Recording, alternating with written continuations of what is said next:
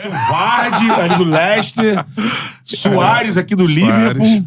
Aqui atrás de mim tem Kun Agüero. Ele falou, fechou de falar. O Kun Agüero, o primeiro título aí do City bombado aí, do City. Agora, o seguinte, Paulo. Primeiro, assim, você... eu acho que as pessoas podem admitir coisas legais que fizeram, assim.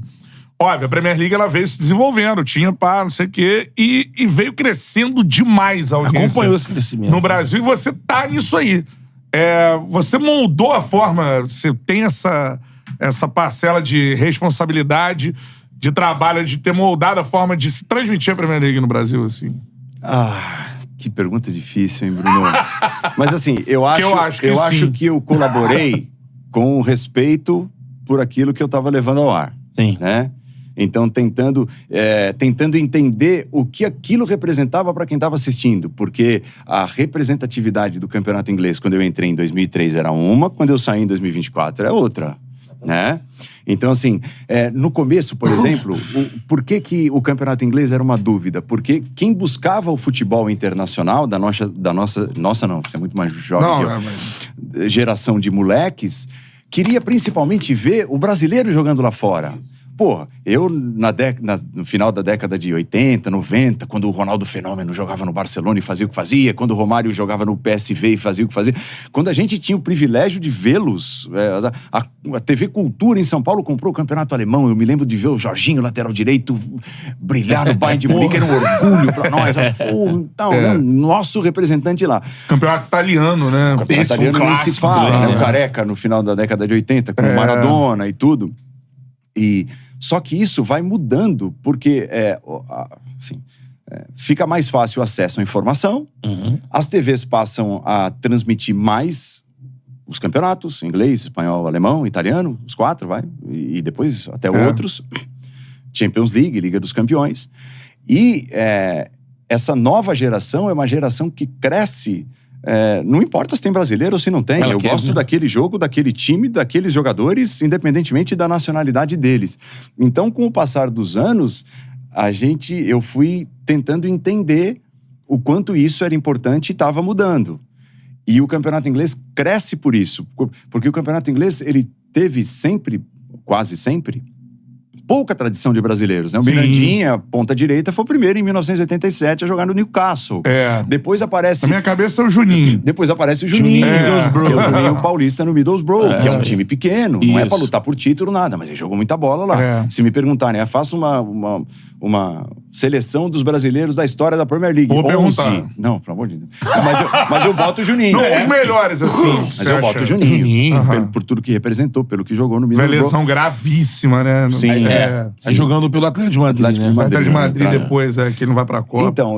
Então eu acho que, respondendo a sua pergunta, eu consegui entender aonde a Premier League se encaixava em cada momento da nossa história, da história de quem estava assistindo aqui no Brasil.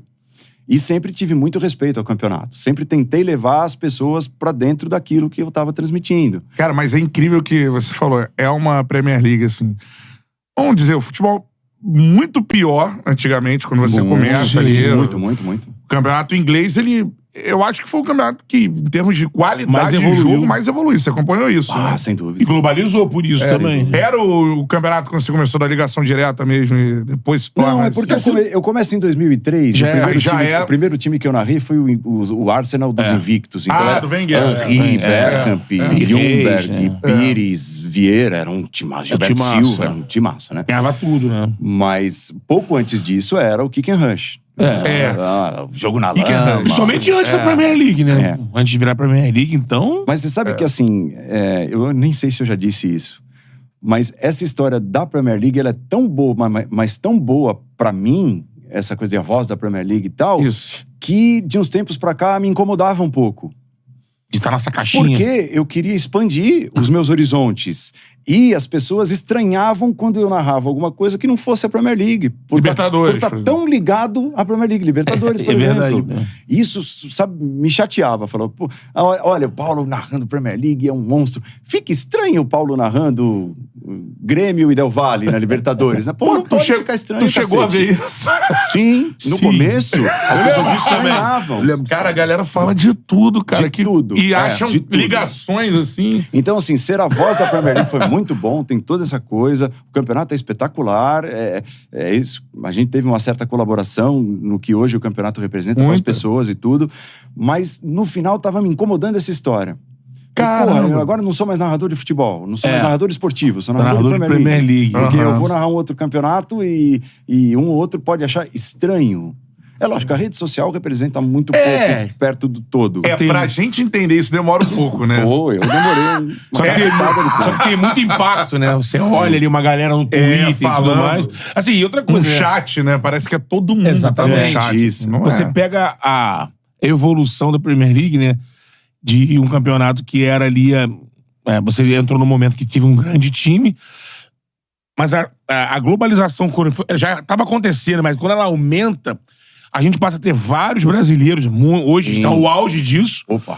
De outros também, e transformou no melhor campeonato do mundo, né? Junto. Então as coisas todas cresceram. Tomou conta, né, disso aí, né? De um interesse muito